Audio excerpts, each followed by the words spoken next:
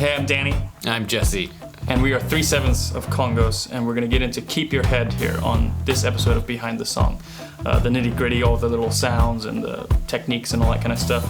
Lyrically, the song was about going to New York 1 year and then going back a couple years, and the entire population was on headphones just in the span of 2 years. It was remarkable. It was just crazy to see such a rapid expansion of people delving into their own world. And I was doing the same thing, and I still do the same thing. So it's semi-sympathetic and semi-critical of that. It just becomes such a phenomenon where all of a sudden people stopped seeing each other and you're just in your world. Yeah, it wasn't new, it was just to reach the critical mass. It doesn't depend on headphones, that's just kind of a lyrical gimmick. You know, you could walk around in your own world regardless, which I think we all kind of do. Here's the demo I did in 2013. It's like it's more straight up reggae, you know, kick drum on 2 and 4. I still like that reggae synth that we didn't use in the final version, but I kind of got a little bit attached to it. Yeah, I liked it too, but it doesn't work with the 4 on the floor. It took up a lot of space too. Yeah. Why don't we just get to where the new groove is? Yeah, so we were in the middle of one of the sections, a later section, and Jesse said, "Let me just try this groove." I wasn't feeling the second verse. It felt like the energy was dropping. So I said, well, let me just try putting 4 on the floor and see how that feels. And we kind of liked it. And we said, well, let's try that on the whole song. And so it got this sort of stompy feel, you know, a little bit of a reference to some of those old anthems like Keep Your Head Up by Argent and other things. Yeah. Just 4 on the floor. There's the Chain with Mac. They got a similar kind of thing. Yeah, it was one of those ideas that I just bit my tongue because we were at the final stages of mixing, and he suggested a massive change like this, do the drums, and I had to sit there for 20 minutes, and because I knew in the back of my mind like I preferred it to the original groove, but I didn't want to do all the work. Yeah. So I can't remember where I got these stamps from, but it was from something else we were recording, and I found them in a folder.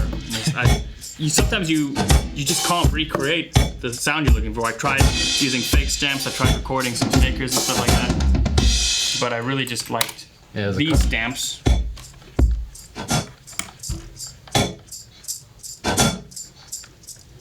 Yeah, it sounds funny on its own, but yeah, put it in the.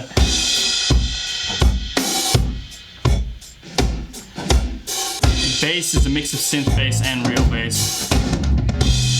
For the breakdown section, Dylan played bass on this. He played like a cool kind of toppy melodic bass part.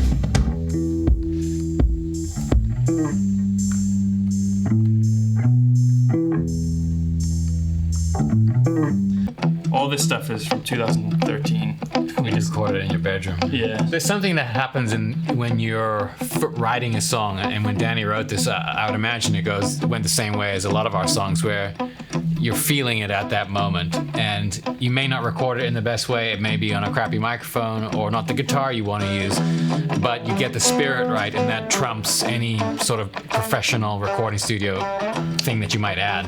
All the later drums were all new additions, so we had different opinions about which drum takes, but on stuff like just little guitar parts like that, simple,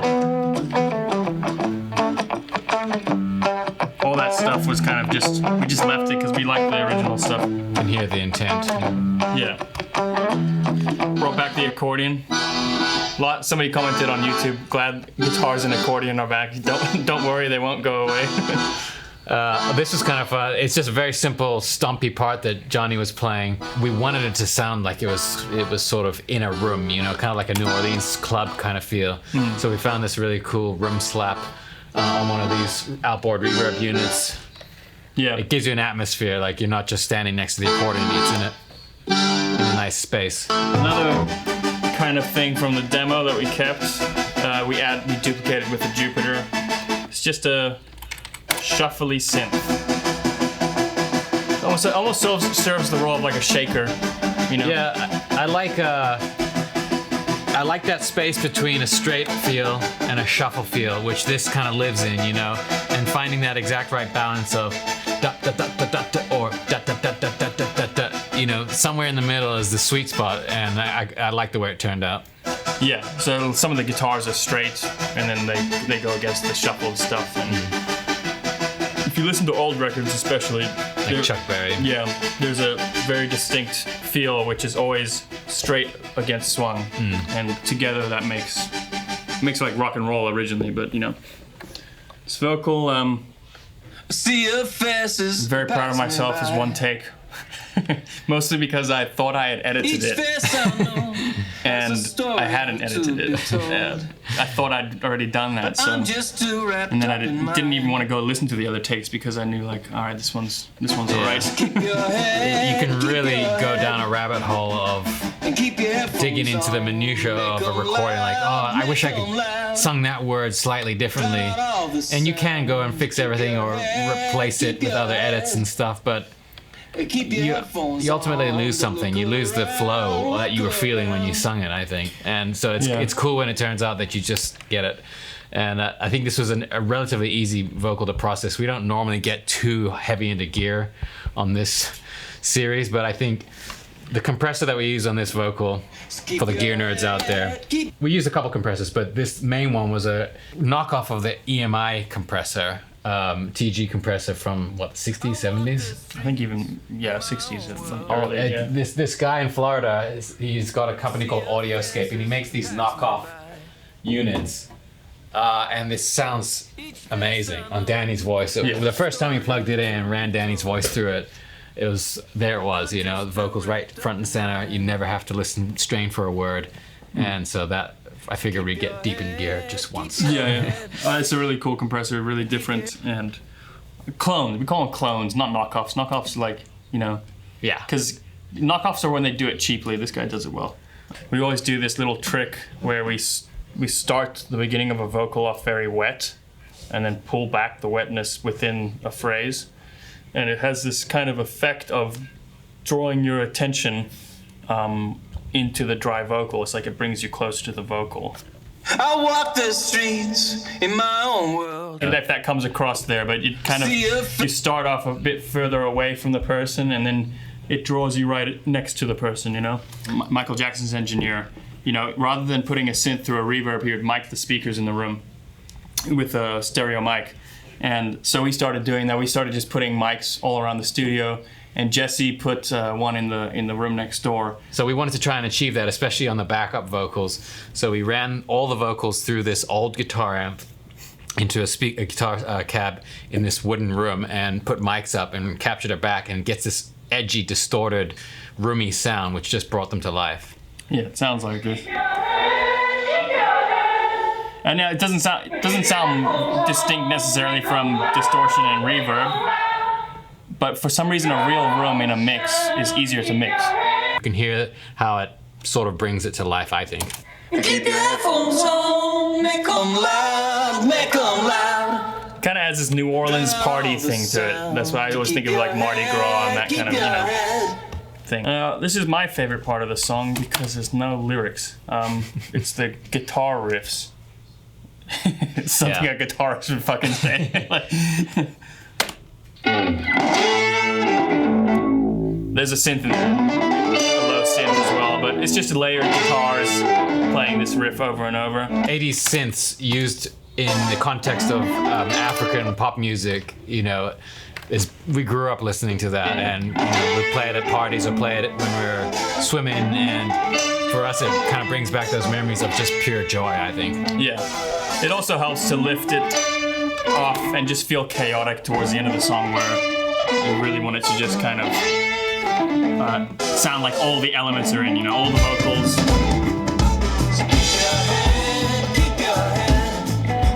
And that's a bit of a mixing challenge. Yeah, in any given little second, you're just picking what you can really fit in there. Out of the first chorus, we get into this kind of breakdown thing. The theme of the song is this kind of dream world, the obliviousness to the outside world, that kind of thing, a bubble. So I wanted to kind of give it that feel musically. I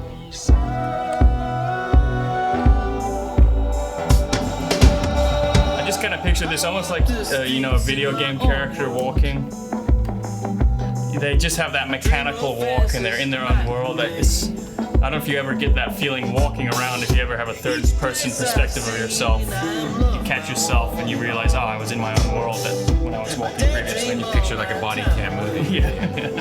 I think on this vocal, we printed like 8 different vocal effects, and then you went through and you chose different effect for each word almost. Yeah. And it gave it this like, where is the voice coming from? Where is it going? You know.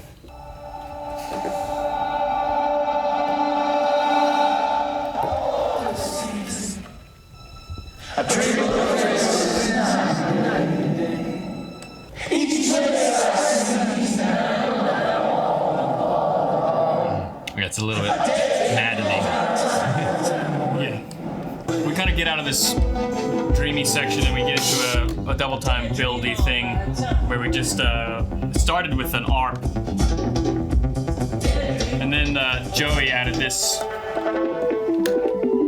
which only comes in at the end. It's a lot of fucking synths, basically. And this one is my modular synth. So we ended up using some of the silly fills that I call them silly fills, like this one.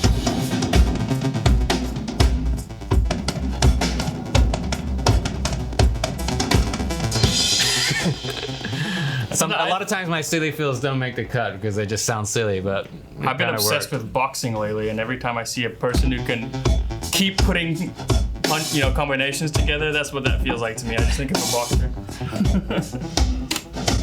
All right, so how many analogies can I make in one fucking TV show here? What else we got to talk about?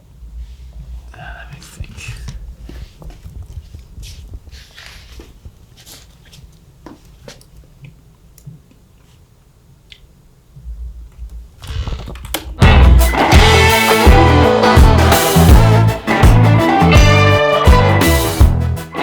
All right, thanks for watching all of that stuff, and check out, most importantly, Bus Call. It's our docu-series every Thursday. There's 5 episodes out currently. There will be 8 total. It's the best thing we've ever done.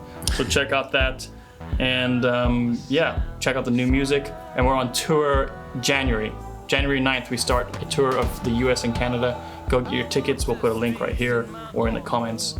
And if you're watching this video 3 years from now, we're probably still on tour. So yeah. All right, bye.